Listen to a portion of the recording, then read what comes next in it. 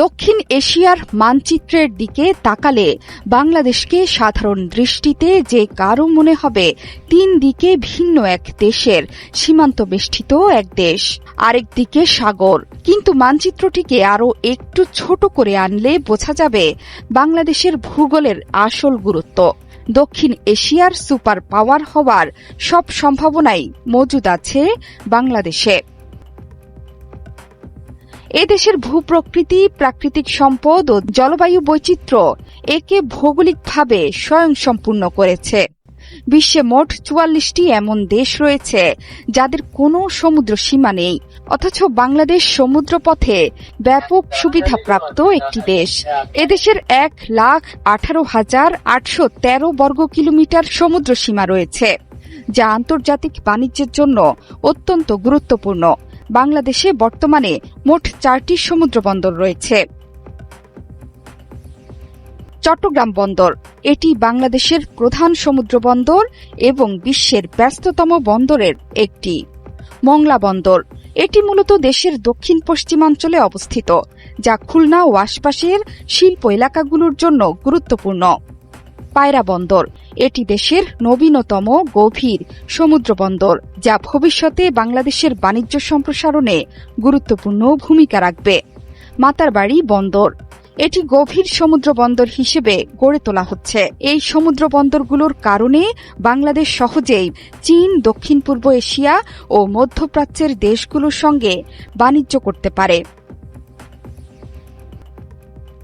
বাংলাদেশের ভৌগোলিক অবস্থান এতটাই গুরুত্বপূর্ণ যে এটি দক্ষিণ এশিয়া, দক্ষিণ পূর্ব এশিয়া ও চীনের সঙ্গে সংযোগ স্থাপনে এক গুরুত্বপূর্ণ ট্রানজিট হাব হতে পারে। চট্টগ্রাম ত্রিপুরা ট্রানজিট বাংলাদেশ চীন মিয়ানমার করিডোর দেখাচ্ছে অপার অর্থনৈতিক সম্ভাবনা। ভুটান এবং নেপালের মতো ল্যান্ডলকড দেশকে বাংলাদেশের সমুদ্র ব্যবহার করতে দেওয়ার মাধ্যমে বাংলাদেশের অর্থনীতিতে সম্ভাবনার দুয়ার উন্মোচন হতে পারে। বাংলাদেশের আরেকটি অনন্য বৈশিষ্ট্য হল পৃথিবীর বৃহত্তম ম্যানগ্রোভ বন সুন্দরবন, যা বাংলাদেশ অংশের আয়তন ৬,৫১৭ বর্গ কিলোমিটার। খুলনা, সাতক্ষীরা, বাগেরহাট, পটুয়াখালী ও বরগুনা জেলায় বিস্তৃত এই বন শুধু পরিবেশগতভাবে নয়, অর্থনীতির ক্ষেত্রেও গুরুত্বপূর্ণ। এটি বিশ্বের অন্যতম বাঘের আবাসস্থল, রয়্যাল বেঙ্গল টাইগার। বিশ্বের অনেক দেশে বড় কোনো নদী নেই, কিন্তু বাংলাদেশ নদীমাতৃক দেশ। এখানে প্রায় ৭০০টিরও বেশি নদী প্রবাহিত হয়েছে, যার মধ্যে প্রধান নদীগুলো হল পদ্মা, মেঘনা, যমুনা, ব্রহ্মপুত্র, সুরমা ও কুশিয়ারা।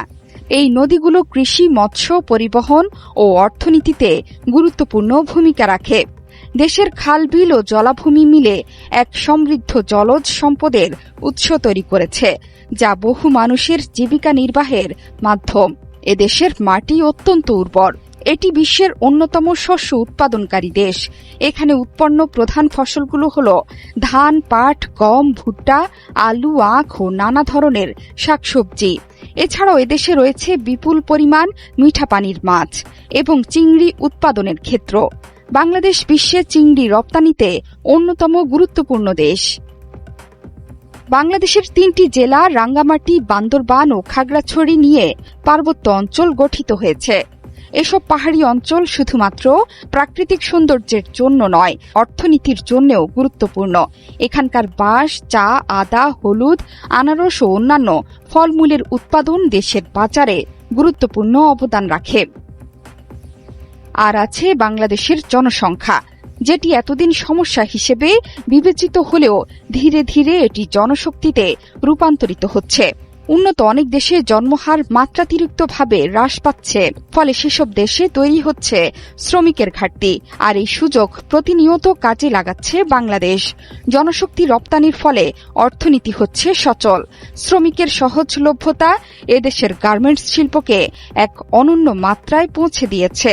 বর্তমানে তৈরি পোশাক রপ্তানিতে বিশ্বে একক দেশ হিসেবে বাংলাদেশের অবস্থান দ্বিতীয় এবং শীর্ষস্থানে রয়েছে চীন।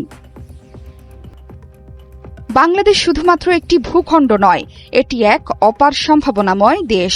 সমুদ্র সীমা, নদ নদী, উর্বর ভূমি, পার্বত্য অঞ্চল, সুন্দরবন ও পর্যটন কেন্দ্র মিলিয়ে এটি ভৌগোলিকভাবে এক স্বয়ংসম্পূর্ণ রাষ্ট্র। কৌশলগত অবস্থানের কারণে আন্তর্জাতিক বাণিজ্য ও কূটনীতিতে বাংলাদেশ আরও গুরুত্বপূর্ণ হয়ে উঠেছে। ভবিষ্যতে সঠিক পরিকল্পনা ও ব্যবস্থাপনার মাধ্যমে এই ভূগোলকে ব্যবহার করে দেশকে আরও সমৃদ্ধ করা সম্ভব।